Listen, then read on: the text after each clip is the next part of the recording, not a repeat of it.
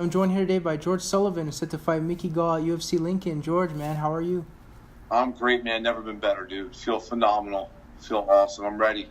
Yeah, glad to hear it. And so, like we mentioned, you're going to be fighting Mickey Gall. What was your reaction when you were offered the fight? I was like, yeah, no problem. I said yes right away.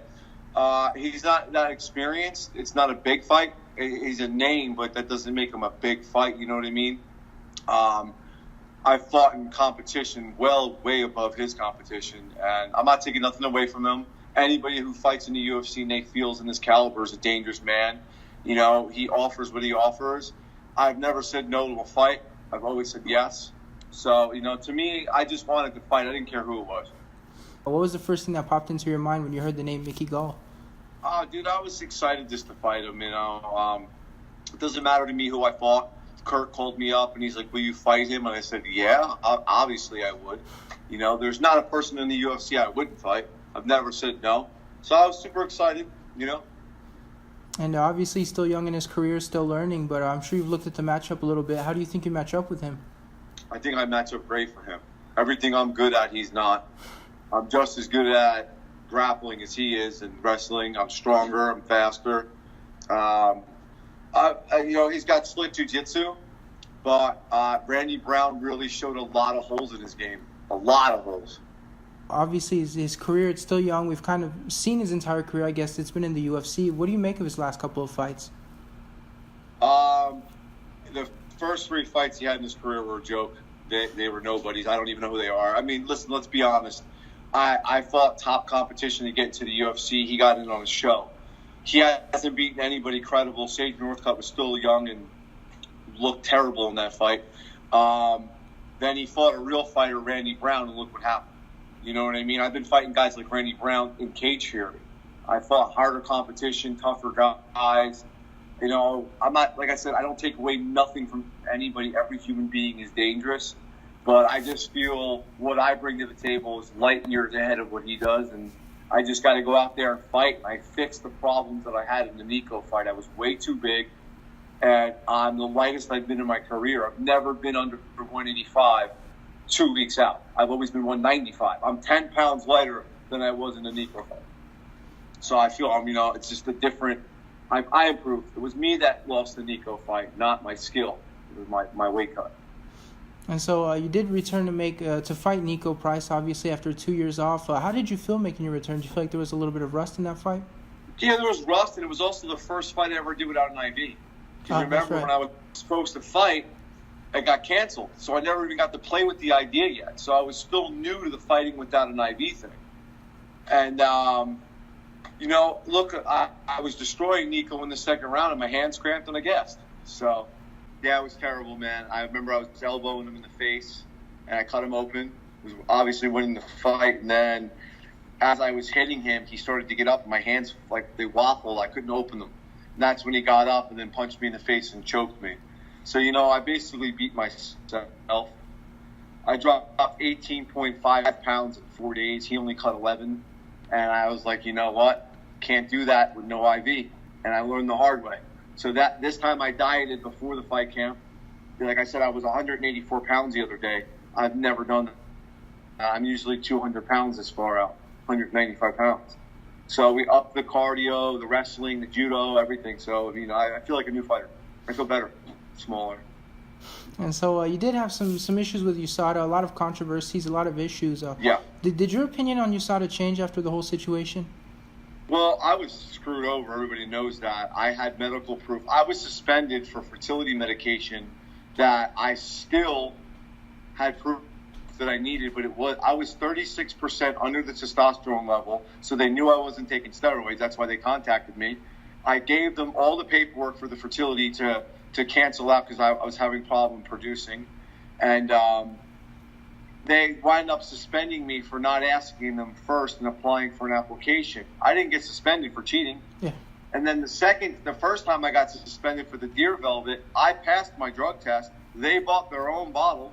The bottle that they bought failed. Not my bottle, their bottle. So I got suspended for that. So I'm the only UFC athlete to ever be suspended for not popping on a drug test for something that's illegal and helping me get better. So They did the right thing, I guess, by calling me out for the application, but I proved my point, and I thought that should have been in favor of me. I had medical proof, and I had proof it wasn't making me a better athlete. Yeah. So that kind of hurt, because then you have people that have been caught cheating and they got the same suspension that I got. So, I think a win-win. It's like a no-win situation for me. I see the good, and I also got to see the bad side of them. So, And so, speaking of, you got to see the good, you got to see the bad. Overall, do you think you saw it makes the UFC better to have this, or are you kind of on the fence about that? You know what it is, dude? There's so many drugs out there. I think it's good to have them, and as much as it's like, for me, of all people, to say that, it's good because of all the blood doping and everything else. But I'm also very sore about it. For me to say that I don't want them there, people would think, well, that's because you got suspended. I like them being there. I just think they should have worked with somebody like me or the other guys with medical proof and not put us in the same category as fucking cheaters. And that's what pisses me off. Put me in the spike of Brock Lesnar, who they knew was on it. He doesn't even get suspended.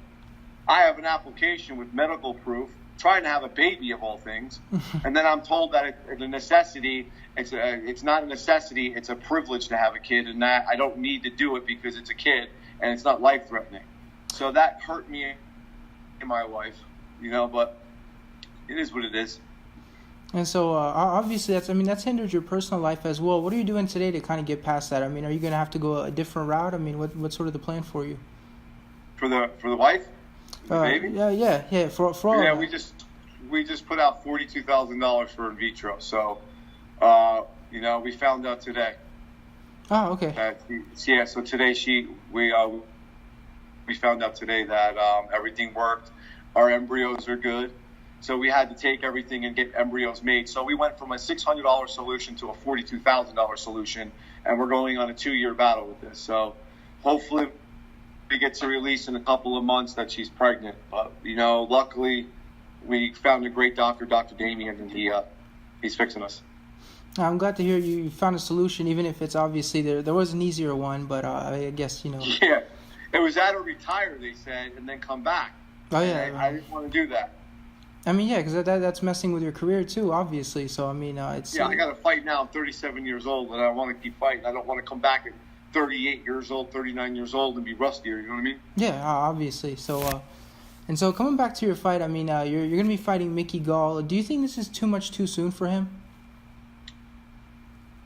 For me? Yeah. Dude, I mean, he went from fighting a guy with nothing to nothing, and then he fight. Listen, look at the fights he had. You can't even judge them off the first 3 fights. Those guys are bad. They're not professionals. They weren't even professionals. They were like, I don't know what they were, maybe amateur level professionals. Then you fight somebody like Sage Northcutt, who's a great fighter, up and coming, but he had a lot of problems, a lot of a lot of holes, and he was losing that fight. You know what I mean? Then you got Randy Brown. Randy Brown showed what a real UFC fighter is capable of doing. Mickey Gall is getting to that level. Maybe he's better now, but I've proven myself, and I'm ready to go in there and fight. I've been through wars, and will he be able to handle my power getting hit is the question. I hit a lot harder than Randy Brown does, so I look forward to putting my hands on him. And what's your camp looking like for this fight? Is it just like any other camp, or are there things that you've had to change up with the IV and everything? We changed a lot. Cardio was different. Wrestling was improved. Judo was added. We added the higher levels, the higher volumes of sprinting and boxing. We upped it because I gassed, and we changed my diet completely. My diet was so strict that I've been on it for 9 weeks, and I went from 210 pounds to walking around 185 pounds without even cutting weight. Oh, yeah. So I feel like a new man. You know what I mean? I did everything in my power to give the fans. If I didn't guess against Nico, the outcome would have been different. And I knew I let myself down by thinking that I didn't know any better, though, because I never fought without an IV. So if it happens this time, then it's on me. But it shouldn't happen because I did the work. I busted my ass for this fight. All right, and speaking of the outcome, I have just one more for you. How do you see this fight playing outcome? I believe it's in 2 weeks. I see knockout submit finish TKO. I really do. I feel like I'm going to be too much for him.